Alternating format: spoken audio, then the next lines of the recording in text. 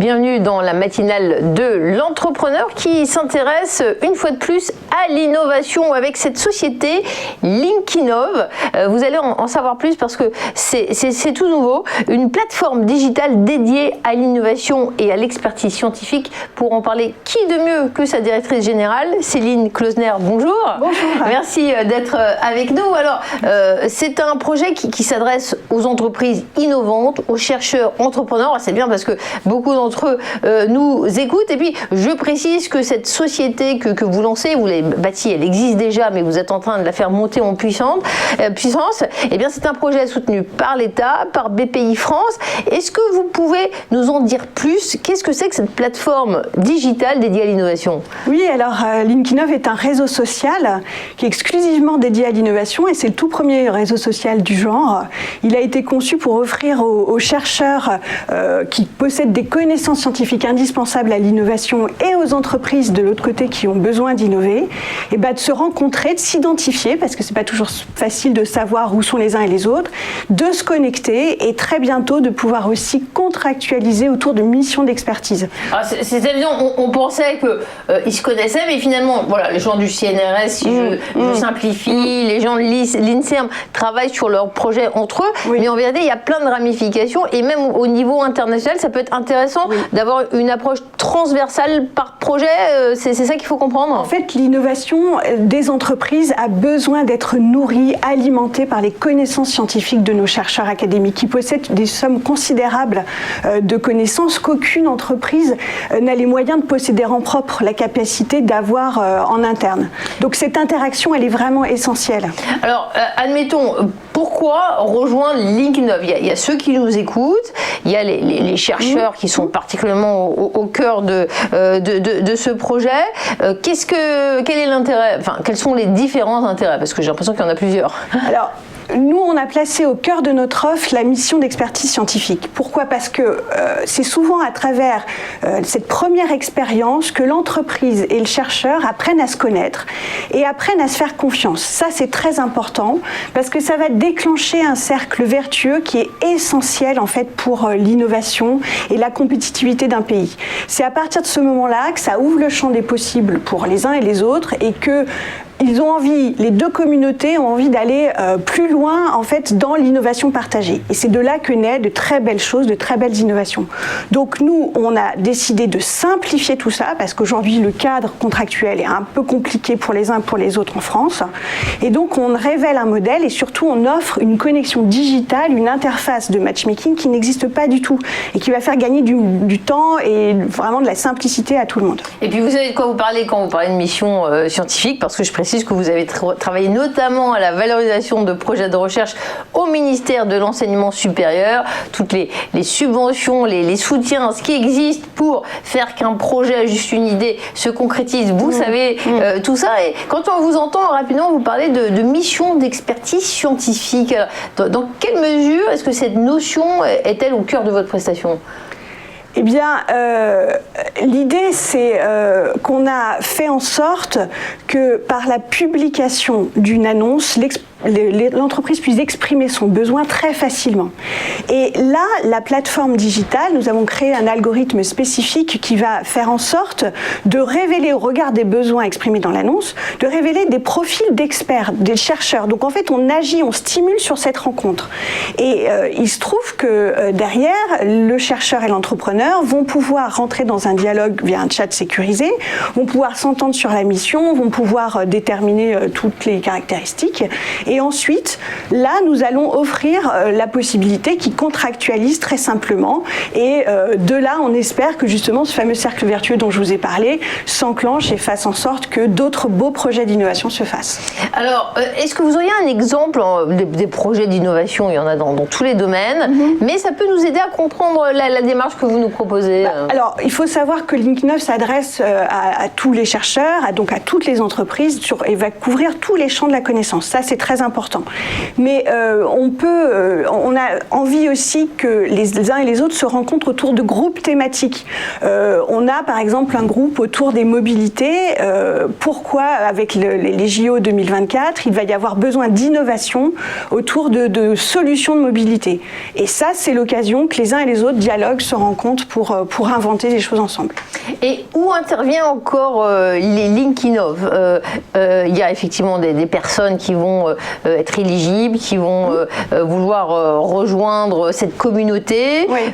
Vous, ces experts, vous les identifiez? Comment ça se passe? Alors, en fait, cette plateforme s'adresse à tous les chercheurs qu'on dit académiques. Alors, ce sont ceux qui travaillent dans les laboratoires de recherche, au sein des universités ou des organismes de recherche, donc n'importe quelle université, le CNRS, l'INSERM, tous les chercheurs académiques. Ils vont avoir une démarche très simple d'inscription, de création de profil, et puis derrière, ils s'engageront à devenir Linkinov experts. Ce qui fait qu'on garantit aux entreprises qui viendront chercher ces compétences, chercher ces expertises, on garantit que ce seront les chercheurs les plus ouverts, ce sont ceux qui ont la volonté de diffuser leurs connaissances dans le tissu économique. Et donc les entreprises qui pourront publier sur le site des annonces, elles vont exprimer leurs besoins d'innovation, vous l'avez évoqué. Oui. Votre valeur ajoutée en plus des missions d'expertise, apparemment c'est pas tout, c'est pas juste tiens, il y a la plateforme et on crée son compte comme on le fait sur un réseau social, comme on connaît ça pour s'amuser. Non, c'est vrai qu'on a envie de stimuler, et au-delà de la mission d'expertise, en fait, les besoins en innovation des entreprises couvrent beaucoup d'autres champs. Par exemple, les entreprises peuvent avoir besoin, et les chercheurs aussi, de trouver de nouveaux partenaires pour des projets collaboratifs. Aujourd'hui, quand on fait un projet européen, on a besoin de trouver d'ouvrir un peu les fenêtres pour aller au-delà de son cercle habituel.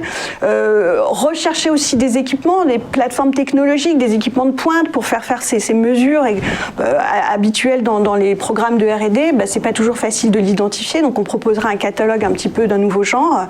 On pense aussi beaucoup aux startups qui sont en démarrage d'aventure et qui ont besoin en fait de trouver les talents clés qui vont être essentiels à la réussite du projet.